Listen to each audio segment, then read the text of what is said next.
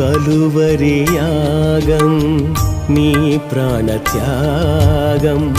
నా దోష శిక్షకు కారణమా కలువరి యాగం నీ ప్రాణత్యాగం నా దోష శిక్షకు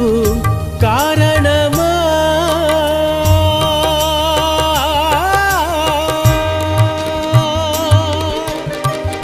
నా దోష శిక్షకు కారణమా